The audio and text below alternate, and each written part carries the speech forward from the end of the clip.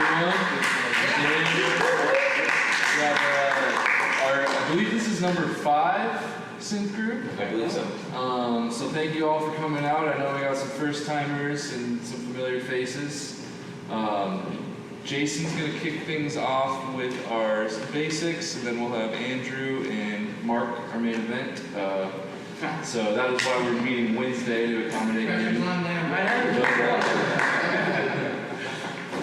We're planning to meet again Monday in September and hopefully get some performances lined up for that. So I guess I'll just go ahead and hand it off to Jason. He's going to cover some LFOs on Elektron.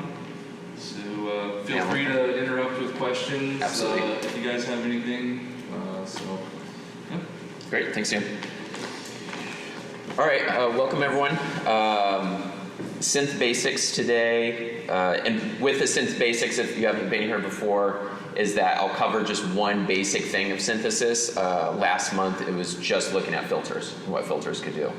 And this month I'm just going to focus on LFOs. And LFO is a low frequency oscillator. It was a little, I mean, it took maybe 20 years for me to learn what an LFO was, like really get what it was.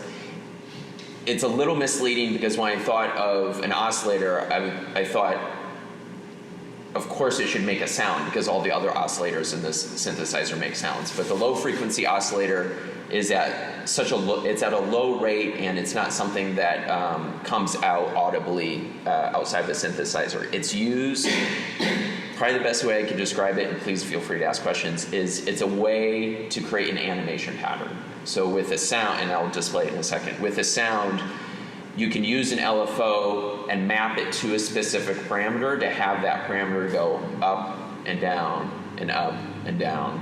And depending on the shape of that animation, you could have a certain parameter spike up and then drop, spike up and then drop, or you can use a square wave, which would be low and then high and then low and then high. So that's the best term I can think of. I'm open if other people have different ways to describe what LFO does. The way I describe it is it's an animation pattern. It animates a parameter or animates the sound in a specific way. So you'll be able to hear it and it'll make more sense. So this is a basic synth line, just using almost the default sound, just with some notes and a little bit of a delay.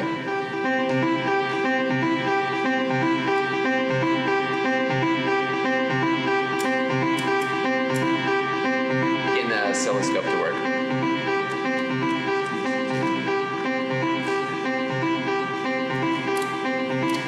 Do you want me, is the level low? If you turn the master down, I can turn it way up over here.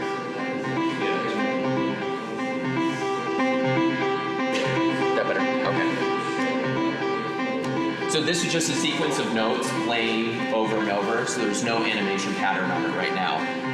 What I'm gonna do is apply an animation pattern to the filter.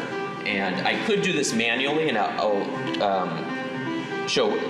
display what that sounds like. So this is manually changing the filter.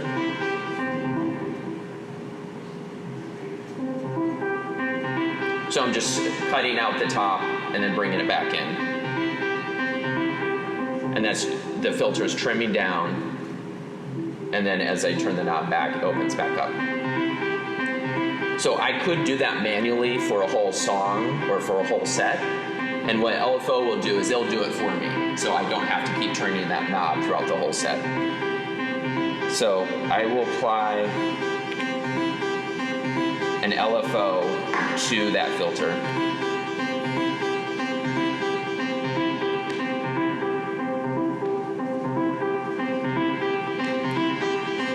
So I'm not touching anymore, and you'll hear it go up and down.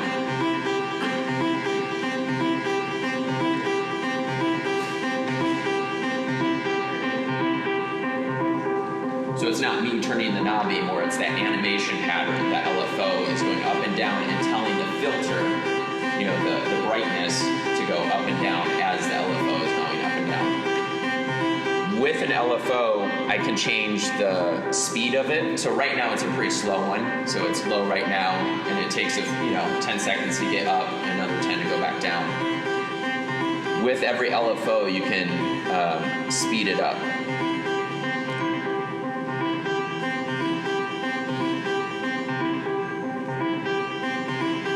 So that's about 4 times as fast. So it's going up and down faster as I increase the speed.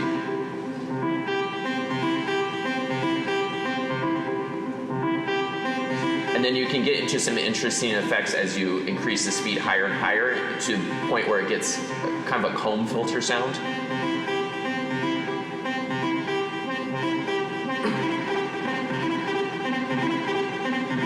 And so what's happening is now the LFO is going up and down so quickly that it's chopping up the audio signal. So it's applying the filter deeply and then opening it up and closing it, opening it up and closing it, that you get that horrible sound. And that's at times 128 on the speed. That's times 256. They're multiples of 2, 4, 8, 16. This is times 512. So you get this kind of gritty. There's so many oscillations happening so quickly. I humanly couldn't turn the filter this quickly. So at this point, you get into a realm that only the machine can change the filter this quickly. How fast does it have to go before it's a high frequency oscillator? Where it starts to tweak it, where it sounds like a higher frequency. Well, yeah. So it's called a low frequency. Oh, I see what you're saying. You're turning it up. what you get, you can actually, like on the microbrood at least, if you use a square wave LFO, at a certain point it'll be audible.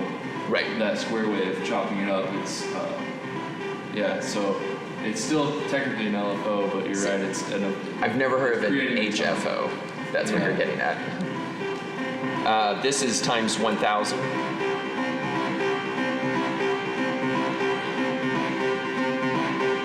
And 2,000, which is pretty similar. So at that point, it becomes like a comb filter. It's almost as an effect rather than an up and down.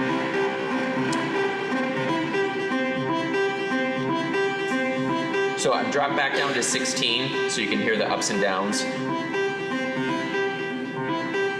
And I'll show you a few of the shapes. So right now it's a triangle shape. So the LFO is going up, hitting a peak, going down, hitting a peak, going up, hitting a peak. So it's a triangle. Switching over to a sine wave, which is just a little bit smoother. So at the transition point where it goes, it's not as such a sharp shift. It smooths out. It's a little bit of an easing.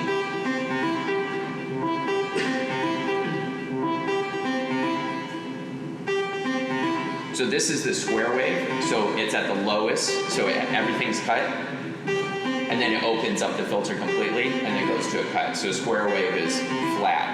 Open, close, and that's what we're hearing.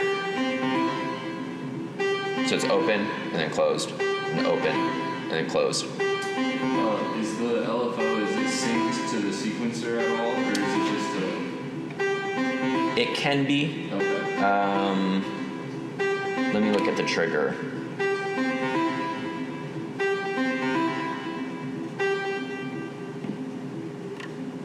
Now it is.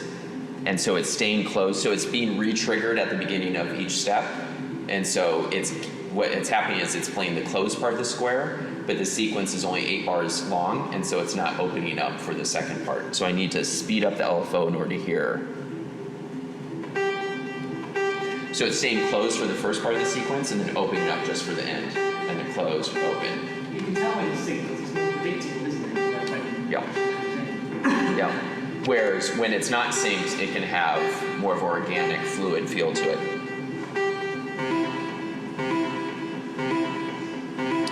And then the last one I'll show you is a randomizer. So the LFO doesn't have to be a certain a triangle or sine or square wave. It can be randomized. And this is good for getting more glitchy or experimental sounds.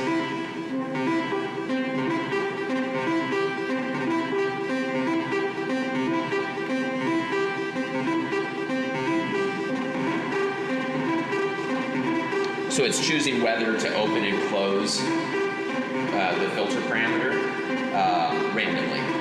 And on some machines, you can create your own random patterns. Like on the Octatrack, you can draw out the shape of your LFO pattern. On the Analog 4, it's just a randomizer. Any questions about any of that? Shapes, LFOs, the speeds?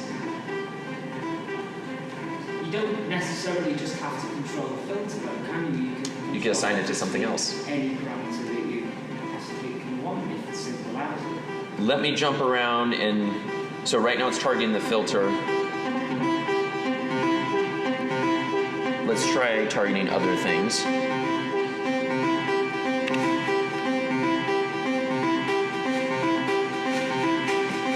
So there's a noise level on the filter, there's an oscillator, and there's a noise level, and so it's just turning up the noise level. So you get that punch. Without the LFO, you would just hear a but it's bringing in the noise level and then taking it out. Sounds like snare. Yeah, noise is just a white sound that you can use and mix into an oscillator mix in order to get a grit. You can really see it on the oscilloscope. Can you? A lot of snares have noise to it, so it starts to sound more percussive. So I slow down the LFO so it's a longer sweep of the noise and then takes it away.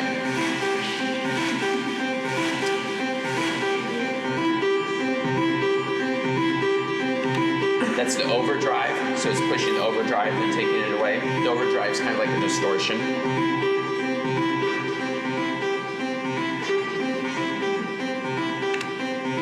I don't know if we'll hear it.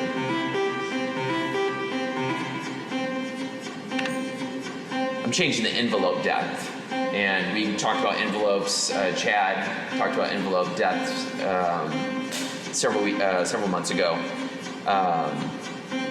There's no way I could explain it right now.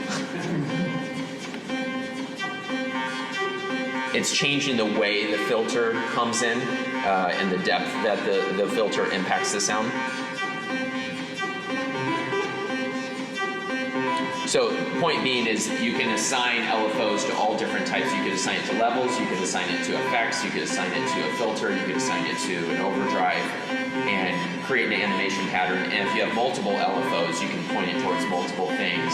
And what starts as a pretty simple sound can all of a sudden have different organic changes over time, particularly if the LFOs are at different speeds. So you could have one that's fast and one that's slower, and then one that's super slow, like on a drone. And you get this composition that's constantly mutating at different loop lengths, even though the original sound is just this basic. That's with no LFO. So that's the original sequence hasn't changed this whole time. It's just been looping.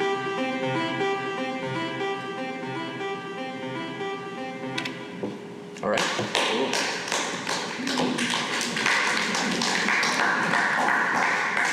Any other comments on LFOs? Okay. Well, I was just going to say, it's helpful to think of it not necessarily as like an audible wave generator, right? It's not producing the sound that you heard, but it's affecting, it's just changing the level of a certain parameter attached to that. Just so you can, for Colin who's watching at home. Yeah, so the LFO itself doesn't produce any sound. It's just, that's why I call it an animation pattern. Right. It's not a wave generator. At all, yeah.